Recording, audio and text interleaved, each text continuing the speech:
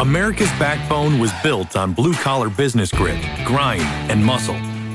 This is where you stop working for the business, and the business starts working for you. Kevin, we've heard this little saying, would you rather have the whole grape or a piece of the watermelon? What does that mean to you? Well, it's like, do you want 100% of something small, a little grape, and that might feed your ego a little bit, you don't have to answer to anyone, or do you want a chunk of a watermelon, right? So let's just look at an example. Let's talk about a business.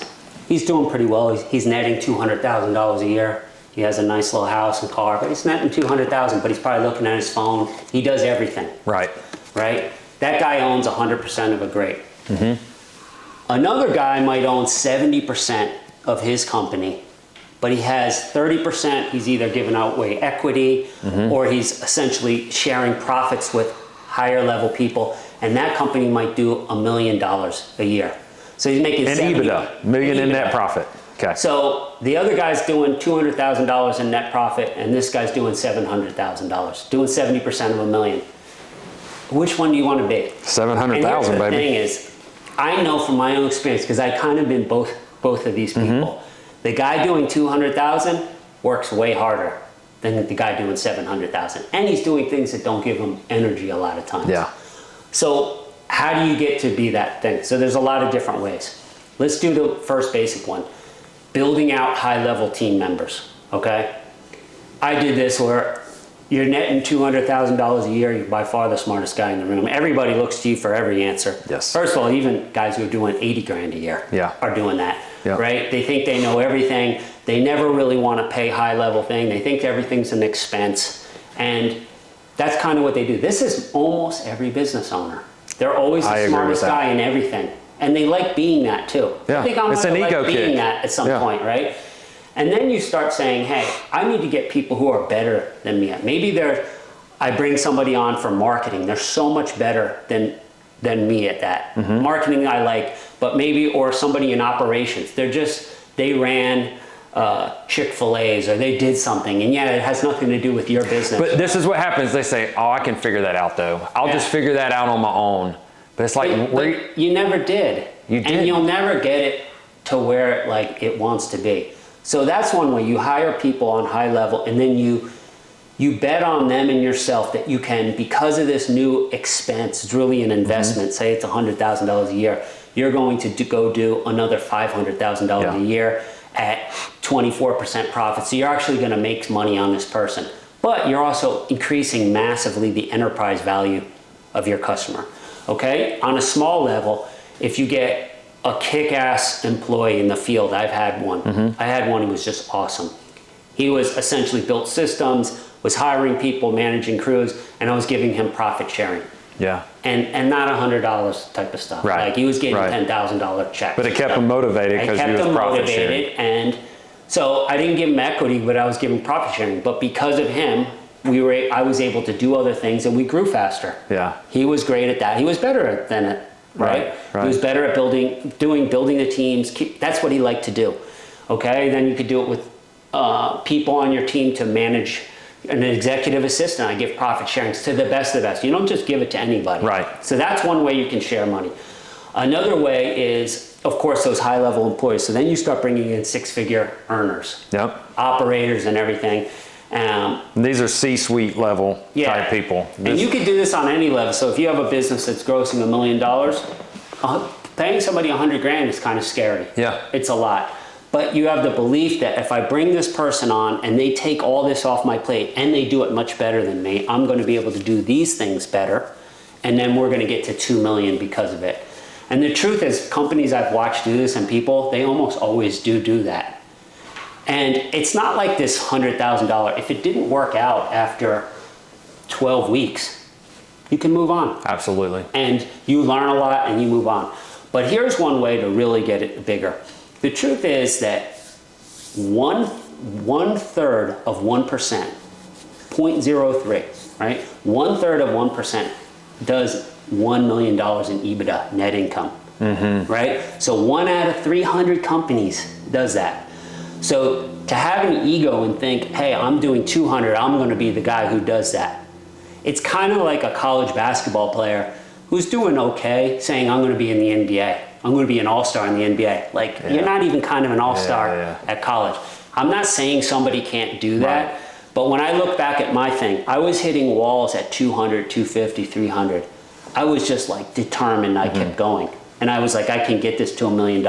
But most people, and there's data on that, get stuck at that 200 to 350 range. They never go past it. How many businesses have we looked to buy? They're in that range. Yeah. And then when you really find out, they're paying themselves $31,000 a year. They probably should be paying, they're really at like 180. Yeah. So how could they do it?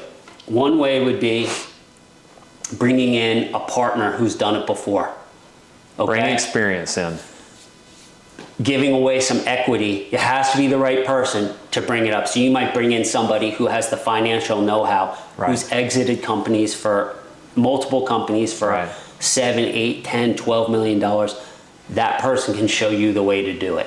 Another way might be bringing in somebody, just an investor.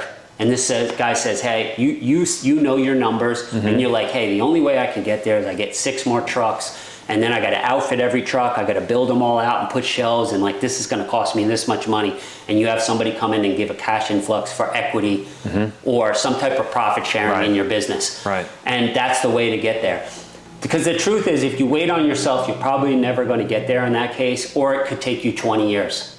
Yeah. So some people just have the mindset of like, hey, I could do it with this person and put the systems in place. They've done it, and they believe they can do this in 5 years. I have no idea if I can even do it or have it. And now you get in there, and now you get that 70%. Maybe you go sell your company for $8 million. You never were going to before. You take 70% of that, it's $5.6 million.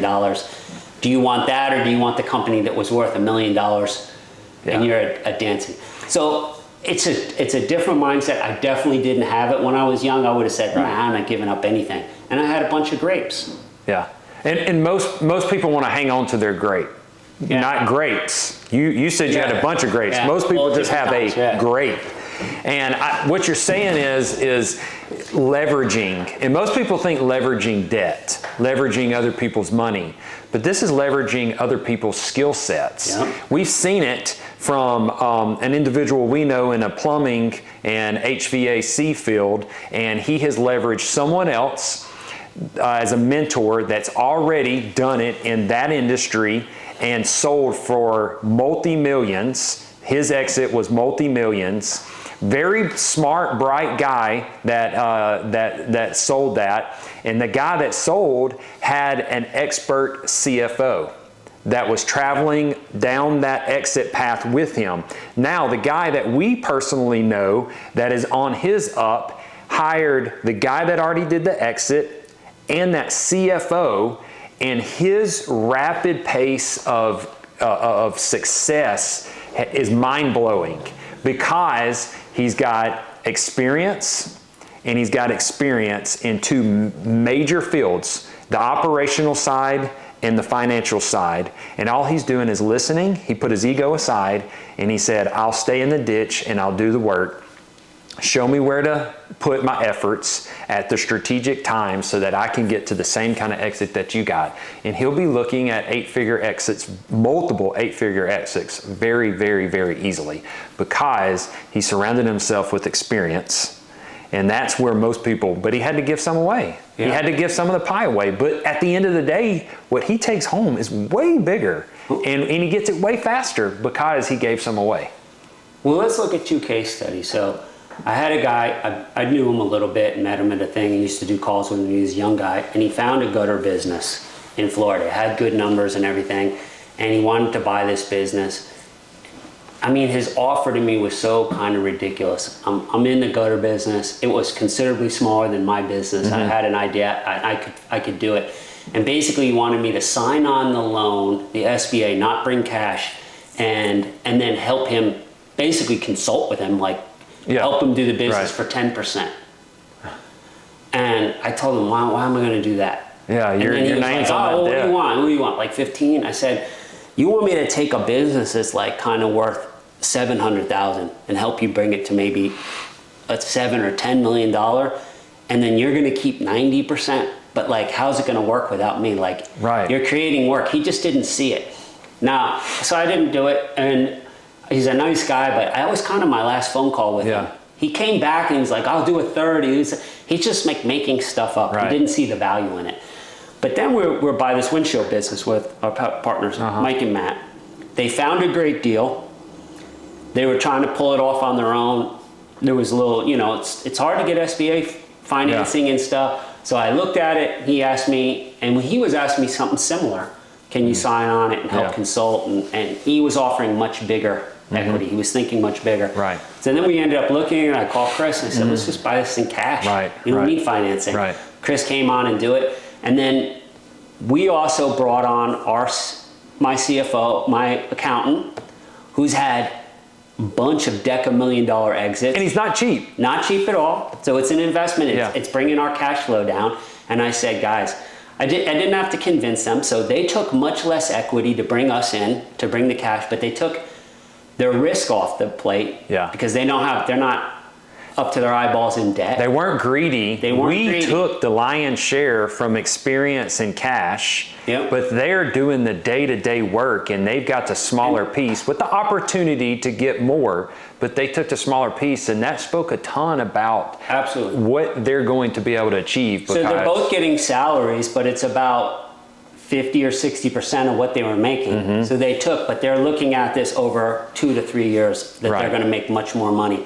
And then we bring this CFO guy in, and that brings our net income down.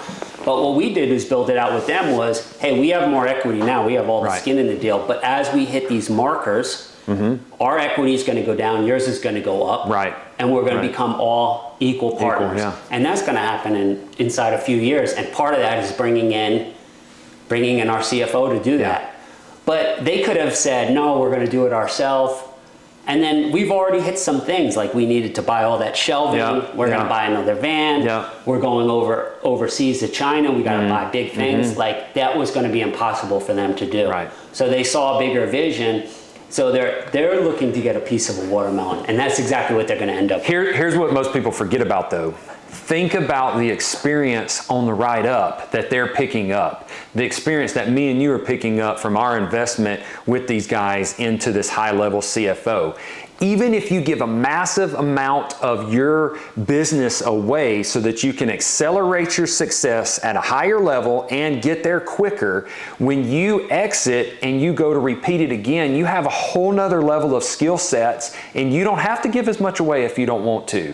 You're paying for an education while you're getting paid. It's the best way to get educated. You're making money to getting an education at the same time. You don't get that with traditional education. With traditional education, you're paying someone and you're not making anything in the meantime. But in this case, we're buying someone to produce us extra cash flow and to give us new experiences.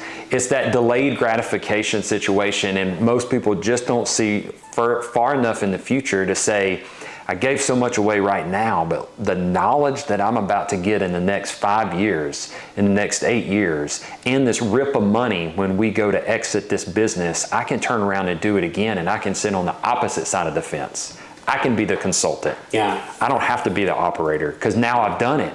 I've got the experience. We're now on this other side, and that's what they're going to be. They're in their early 30s.